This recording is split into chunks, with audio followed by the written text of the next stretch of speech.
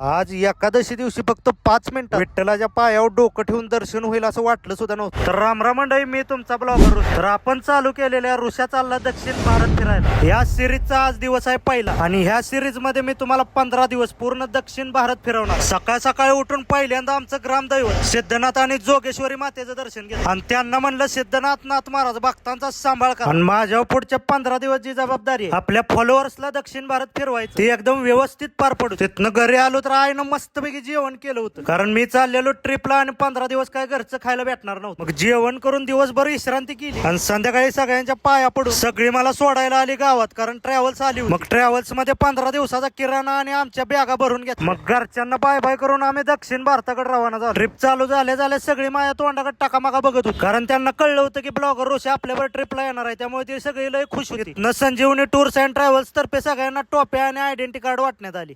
आपला आयडिया आलेला आहे, एक मात्रा जास्त झालाय, ऋषिकेश देशमुख झाले.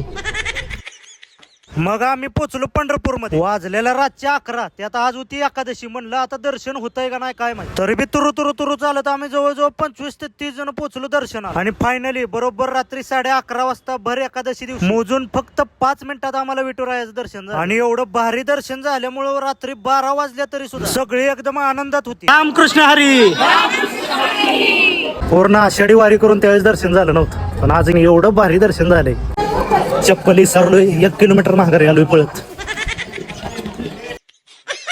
मोकार व्यायाम झाला. तिथनं परत सगळे तुरु चालत एका भक्त निवासामध्ये आलो. आणि तिथं आल्यावर मला परत अक्षरशः असं वाटलं की मी परत आषाढी वारीतच आलोय, कारण तशीच लोक तसंच परत जेवण बनवून जेवायची सोय. फक्त हरिपाठच बाकी होता आणि ते मी मनातल्या मनात म्हणत. मग सगळ्यांनी रात्री होमन जेवण केलं ना आम्ही झालो सगळे हैदराबादकडे राहू. तर मंडळी, ही सिरीज आवडत असेल तर व्हिडिओ नक्की लाईक करा आणि पुढचा प्रवास चुकवायचा नसेल तर आत्ताच फॉलो करून घ्या.